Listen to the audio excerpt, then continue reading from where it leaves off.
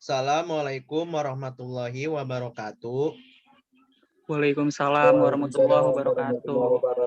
Saya M. Pascal Diamelo, mahasiswa UPIAI Fakultas Ilmu Komunikasi, ingin mempresentasikan mengenai COVID-19 mengganas di tanah air. Saya mulai ya.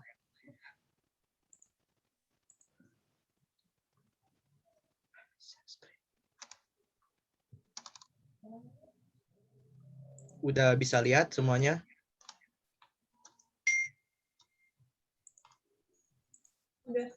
Udah ya? Oke, lanjut aja ke materinya.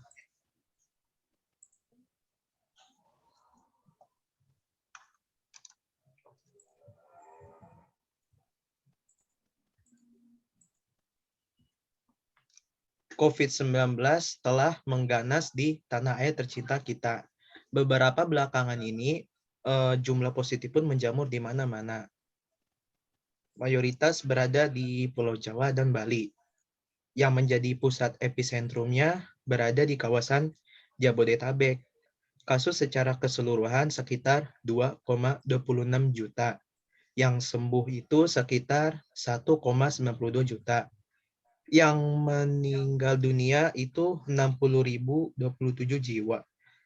Hal ini tentu sangat memprihatinkan. Orang-orang terdekat kita satu persatu meninggalkan kita, kayak kerabat-kerabat kita, saudara-saudara kita, om dan tante kita, bahkan teman-teman sekitar kita udah banyak yang positif. Itu semua akibat dari wabah yang mengerikan ini. Betapa gilanya aja, dalam seminggu saja jumlah positif sekitar 5.453 orang. Ini juga diakibatkan dari varian India atau varian Delta ini yang mudah menyebar, jadi banyak sekali orang yang mudah terpapar oleh COVID-19 ini. Selanjutnya.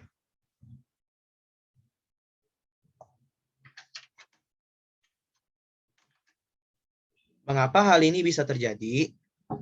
Media berspekulasi hal ini disebabkan virus varian Delta yang seperti saya bilang tadi, atau varian India yang masuk ke Indonesia sejak bulan Ramadan lalu. Varian Delta SARS-CoV-2 atau coronavirus 2 ini juga dikenal sebagai garis keturunan B16172 atau G452R V3, adalah varian garis keturunan B1617 dari SARS-CoV-2, virus yang menyebabkan COVID-19. Varian ini termasuk varian yang dianggap penting. Virus ini menjamur ke beberapa tempat di kawasan Jabodetabek. Rumah sakit pun kewalahan, tidak bisa menampung pasien yang terus meledak setiap harinya. Ini yang bahaya ya. Jadi itu semua rumah sakit itu 100% diprioritaskan untuk yang COVID-19. Nah, sedangkan mereka yang punya penyakit kanker, penyakit leukemia atau penyakit mematikan lainnya itu nggak terurus, jadi dikesampingkan gitu loh. Jadi yang meninggal itu justru nggak semuanya COVID, tapi justru mereka-mereka yang menderita pengidap itu. Dan ini udah krisis parah.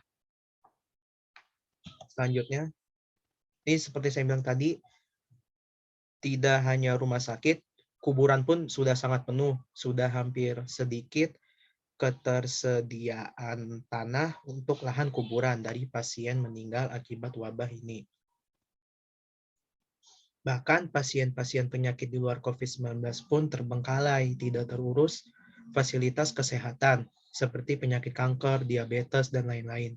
Yang bisa kita lakukan saat ini hanya berharap kepada Sang Semesta agar dihentikan wabah mengerikan ini, serta mematuhi protokol kesehatan seperti memakai masker, menghindari kerumunan, mencuci tangan, menjaga jarak, dan menghindari mobilitas. Selanjutnya. Nah, ini saya akan menjelaskan COVID-19 varian Delta. Virus SARS-CoV-2 atau virus corona penyebab dari COVID-19 varian Delta diketahui lebih mudah dan cepat menular daripada varian virus corona lainnya. Riset sejauh ini menyebutkan bahwa COVID-19 ini, varian Delta ini memiliki tingkat penularan lebih tinggi hingga 40% dibandingkan virus corona varian Alpha. Varian Alpha itu corona yang awal ya, teman-teman, itu yang awal kita lockdown 2020 kemarin bulan Februari, itu namanya varian awal, varian Alpha. Nah, kalau yang sekarang ini nih yang lagi merebak itu varian India atau bisa dibilang varian Delta. Kita lanjut ya.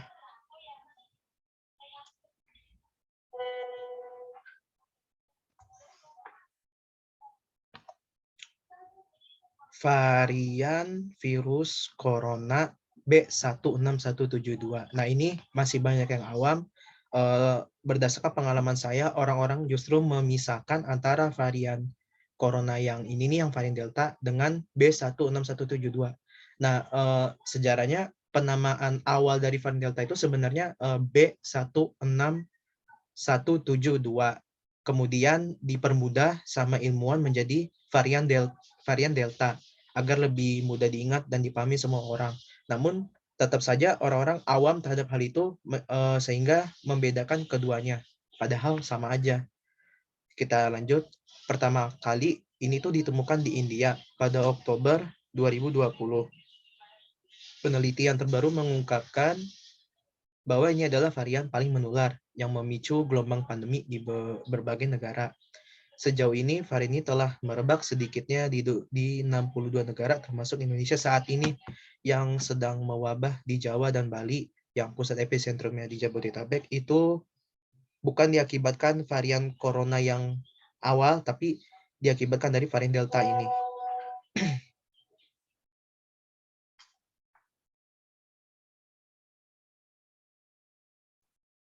Kita lanjut.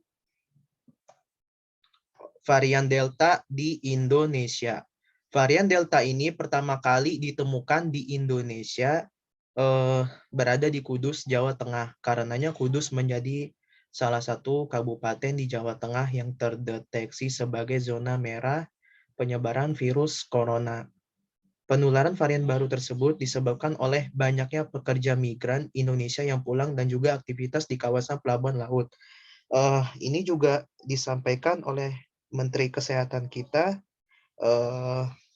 Budi Gunadi Sadikin, yang menyebutkan bahwa ledakan COVID-19 di Kudus dipengaruhi oleh varian corona India, yaitu B16.172 atau varian Delta. Menurut Menkes Budi, dalam pemaparannya, penularan varian baru tersebut disebabkan oleh banyaknya pekerja migran Indonesia yang pulang dan juga aktivitas di kawasan pelabuhan laut.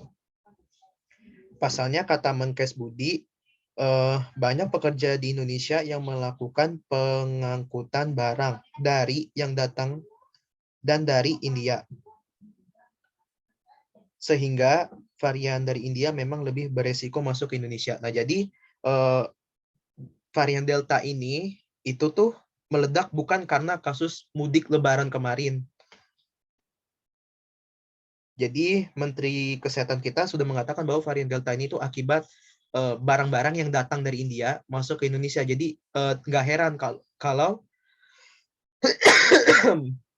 varian India itu bisa masuk ke negara kita. Jadi apa yang sering dispekulasikan oleh kaum apa tuh namanya, konspirasi, itu salah ya. Jadi bukan karena orang yang sering keluar rumah atau jalan-jalan, tapi itu memang karena barang India masuk ke Indonesia.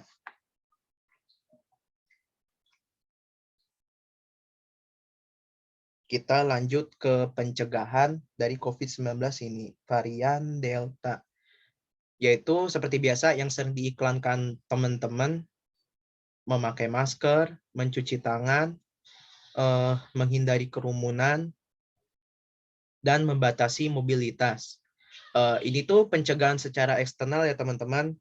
Jadi pencegahan secara di luarnya gitu loh.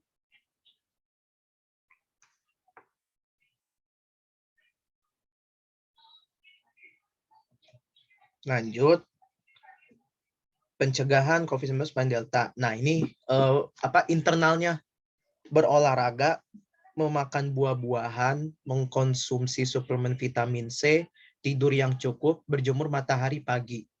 Nah, ini menarik ya, karena orang-orang kan mikir memakai masker, hanya diam di rumah, terus apa tadi, menghindari kerumunan, batasi mobilitas, bahwa itu cara jitu untuk menghindari dari si COVID-19 ini. Padahal salah benar gitu loh. Jadi kalau misalnya kalian hanya menerapkan yang ini nih, yang saya sekarang share screen, itu tuh nggak akan mempan, justru sia-sia aja kan melakukan ini kalau tidak melakukan yang ini dulu gitu. Jadi yang utama tuh kita harus yang internalnya dulu, yaitu berolahraga setiap hari, dan olahraga yang diprioritaskan untuk meningkatkan imun itu yang saya baca adalah seperti olahraga kardio, kayak lari, bermain futsal, basket, badminton, dan semacamnya, yang sifatnya tuh bergerak aktif, karena suhu badan kita tuh jadi panas, dan virus, jamur, bakteri pun justru nggak betah dengan kondisi panas di dalam tubuh kita tersebut. Yang kedua, memakan buah-buahan.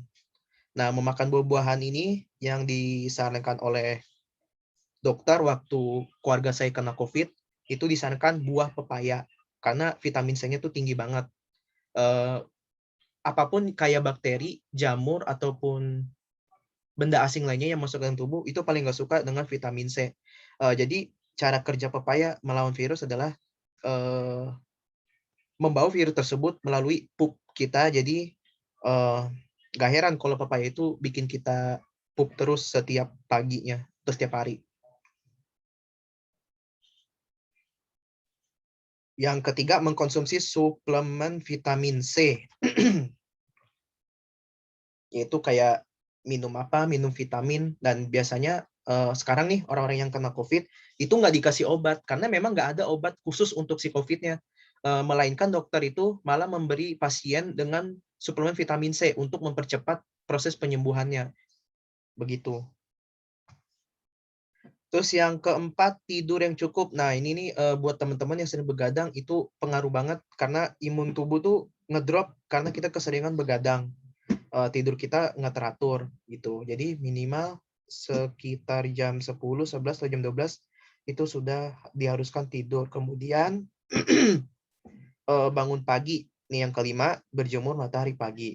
Itu matahari pagi tuh sehat banget teman-teman, karena um, mataharinya tuh nggak begitu panas, dan apa ya namanya, nggak dingin juga gitu. Jadi sedang. Kalau kamu jemurnya siang hari, ya hitam lah nanti. Nah, jadi diprioritasin yang ini dulu ya, yang internal dulu, kemudian terapkan yang biasa pemerintah pakai, itu memakai masker, mencuci tangan, menghindari kerumunan, dan membatasi mobilitas. Nah, insya Allah kayak gini mempan, dan kita kebal sama si COVID-nya. Nah, cara meyakini masyarakat. Saat ini tuh cara jitu yang meyakinkan masyarakat saat ini kayak dengan mengedukasi ke mereka melalui RT dan RW setempat, serta memberlakukan sanksi.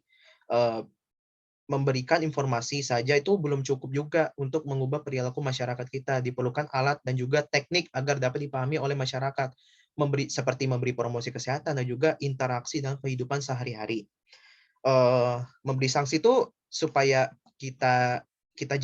supaya si pelaku yang pala batu kayak jaring SID itu kena jera gitu. Jadi kayak di penjara dia, disanksi, atau disuruh nyapu push up, supaya ada kesadaran diri dia memakai masker.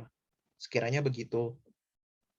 Terus yang kedua, itu diperlukan teknik kayak kita memberi promosi kesehatan. Misalnya, yang sering ngajak pakai masker, yang sering ngajak untuk hidup sehat, yang sering ngajak untuk tidak pergi kemana-mana gitu ya. Maksudnya membantu pemerintah kita menangani krisis ini, itu dijadiin duta kesehatan. Nah, coba dengan cara seperti itu, pasti masyarakat kita berlomba-lomba untuk melakukan itu. Jadi di sisi lain juga membantu pemerintah kita untuk memerangi virus COVID-19 ini. Terus juga diperlukannya interaksi di kehidupan sehari seperti mengajak webinar dan semacamnya. Nah, sekian dari presentasi saya. Bila ada kurang-kurangnya, mohon maaf.